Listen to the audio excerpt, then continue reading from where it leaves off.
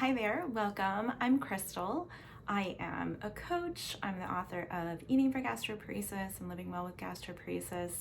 And today I want to share with you an updated summary of sorts of my experience with gastroparesis and how I found freedom from gastroparesis.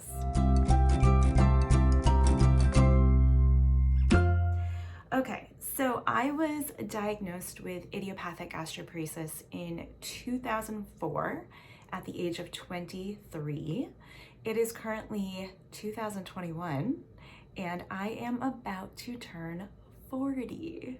So that means I have had gastroparesis for most of my 20s, most of my 30s, which I'll get into in a moment, and now I'm going into my 40s with a gastroparesis diagnosis, with gastroparesis symptoms.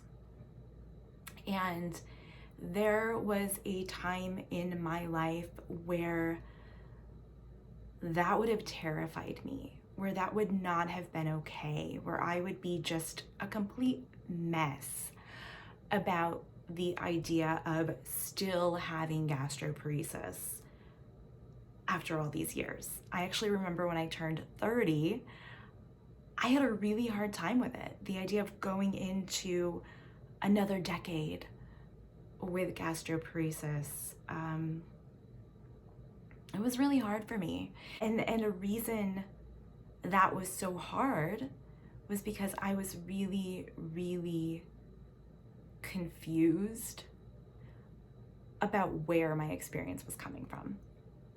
So if we backtrack to 2004, when I was diagnosed with gastroparesis, initially it kind of felt like a relief to get the diagnosis because I think, like many people, it took a lot of doctor's appointments, a long period of time before I finally got a diagnosis for the symptoms that I was having. So the diagnosis was initially a relief until I got on Google and started looking for information about gastroparesis. Now, fortunately or unfortunately, I think there's two sides of the coin there. There wasn't a lot of information in 2004, but what there were message boards, a lot of message boards, and a lot of people sharing their own fears and worries and truly, I mean, just worst case scenario thinking and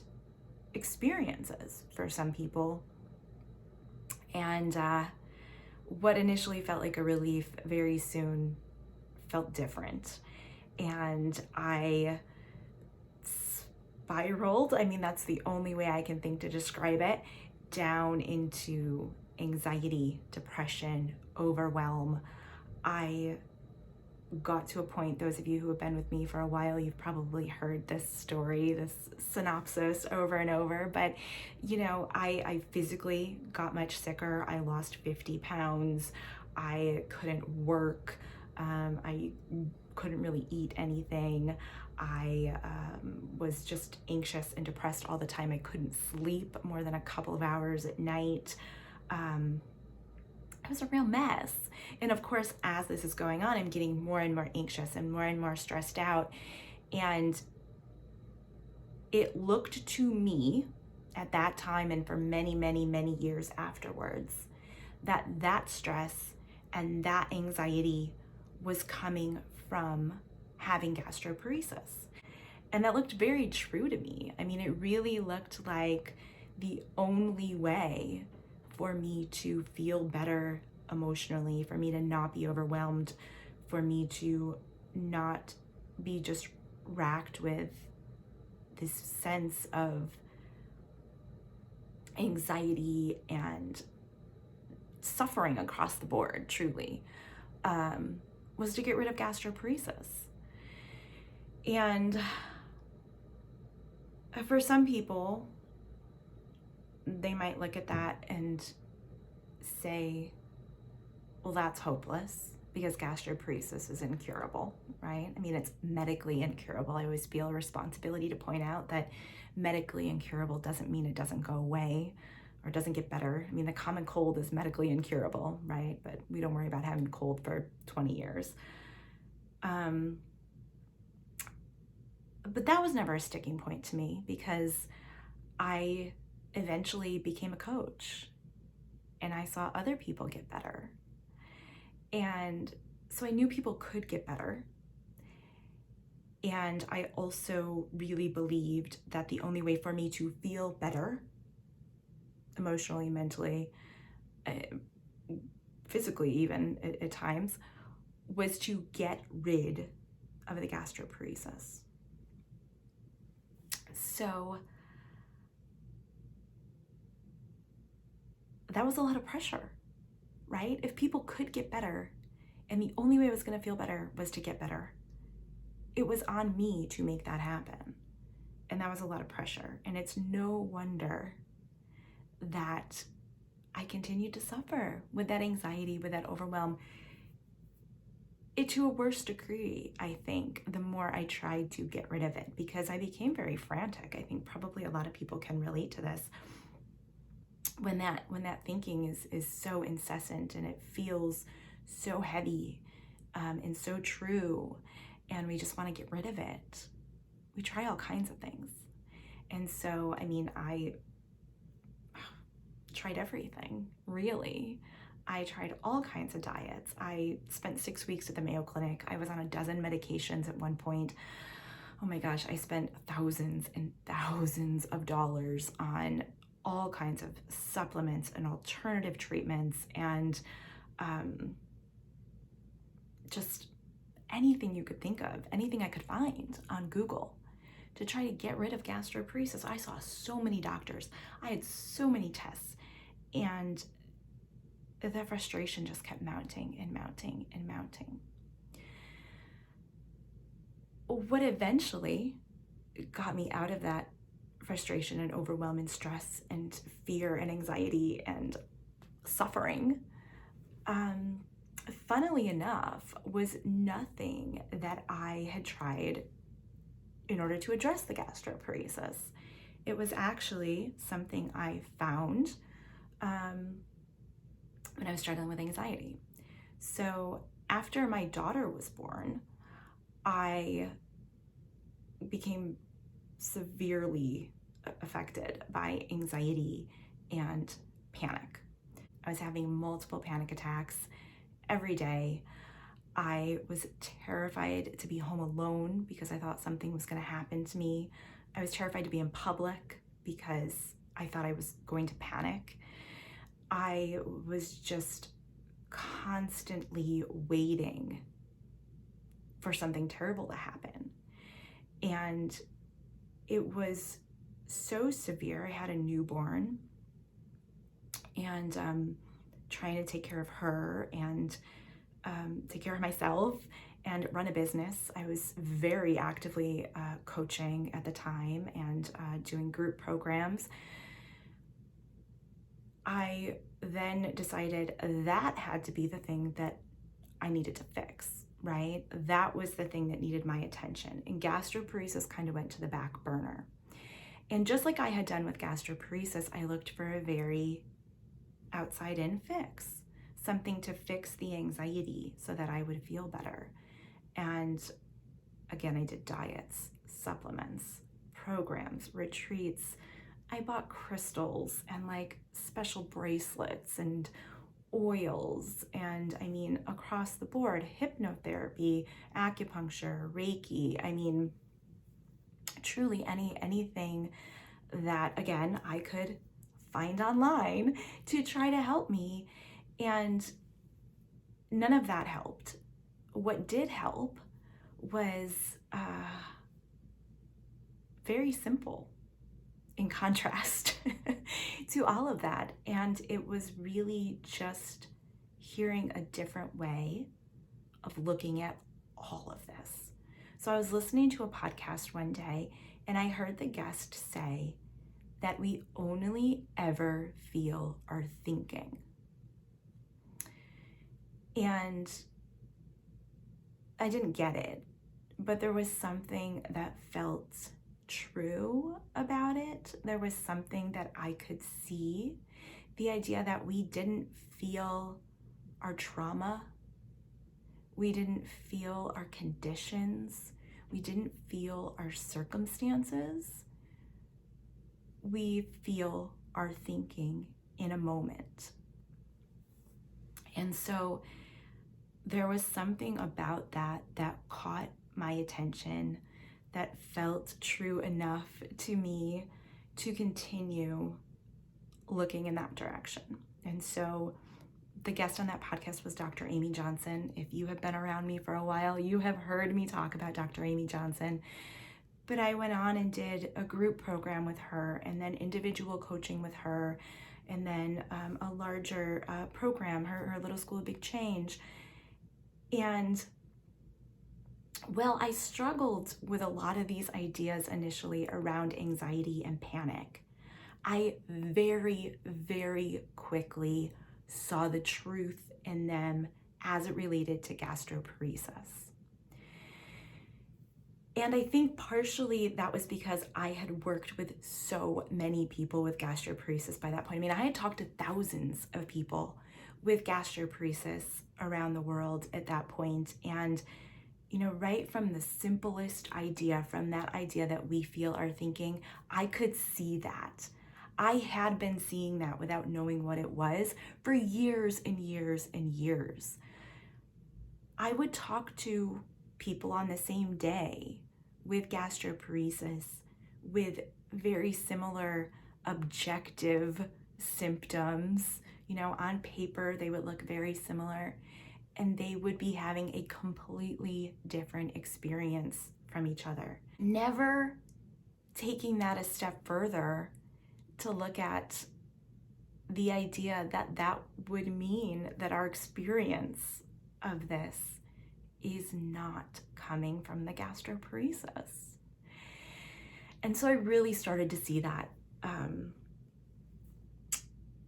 At that point, it was about 10 to 12 years since I had been diagnosed, more like 12, 13. And I really started to hold everything around gastroparesis much more loosely. It didn't look so important to me to get rid of it, because I started to see that my well-being didn't come and wouldn't come from getting rid of gastroparesis. And who knows why? I do not know why. But seemingly, you know, coincidentally, over that period of time, over about a year since this really started to make sense to me, I had a normal gastric emptying scan for the first time in, 13, 14 years at that point. I was feeling better physically than I had felt. I was eating things I couldn't eat before. I had my gastric neurostimulator turned off. And maybe paradoxically, that seemed to make it harder for me to talk about this, because it kind of seemed like, well, of course you're not suffering anymore. You don't have gastroparesis anymore. And so I shared what I had seen pretty much around, you know, alleviating suffering. And I didn't really go much further with it. And then about a year after that, I would say, my gastroparesis symptoms came back. So I had a miscarriage, followed very quickly by a really severe stomach bug, and the combination just wreaked havoc on my digestive symptoms. And I was experiencing most, if not all, of the gastroparesis symptoms again from a physical standpoint. From an emotional standpoint, my experience of gastroparesis was very, very different. I didn't have that frantic energy around, how long is this gonna last? How do I get rid of it? This isn't okay. I mean, sure, here and there I might have a thought like, oh, like, why me? right? So what? Don't we all? But that suffering, it just wasn't there anymore. And I talked a little bit more about what I had seen, on my blog, and I kind of left it at that. I didn't know how. Sometimes when you start to learn about something, you understand it, but it's hard to explain it to other people. And I was very up in my head about how to share this in a way that still acknowledged the difficulty of the condition, that validated the experience that everybody's having around it, that I had around it for so many years. And so I didn't. In fact, if you've been around, you probably have seen that I said I was done talking about gastroparesis last year, because I knew that there was so much more to living well with gastroparesis than a diet plan or even a comprehensive management plan, than the things that I was talking about. And it was really hard to keep talking about it from that perspective, knowing that that's not where the true freedom is. That's not how you become free from gastroparesis. And I've worked with, a handful of clients since then, and I've seen this impact their lives a great deal. You can watch a recording I did with one of my clients, Samantha, who shares about that really beautifully. But it wasn't until just the last couple of months where I got another nudge from the universe, I guess, that brought me back to sharing. And that became undeniable, that, this is something that I want to put out there in the world. And that was, I had a benign heart arrhythmia, but one that did require medication. And so I was put on a medication that nobody really thought to check. I didn't think to check, but it delays gastric emptying. And it wasn't something I realized for a couple of weeks, but all of a sudden I noticed, oh, my symptoms are getting worse. And it dawned on me, from the work I've done for so many years, this is one of those medications that delays gastric emptying. And so in the last couple of months, I would say that my symptoms are now very similar to what they were in 2004 when I was first diagnosed. I mean, my neurostimulator is still off, so I'm not on any medicines. I mean, it's very kind of across the board similar to where I was when I was first diagnosed. But my experience is just completely different. And that is truly what is moving me and motivating me to get back into this conversation, to share what I have seen, what has helped me, in the hopes that it will continue to help other people, And so, truly, I feel like I have found freedom from gastroparesis in the midst of still having gastroparesis. Do I still do practical things to manage my symptoms? Like, of course, that's just common sense. I walk a lot.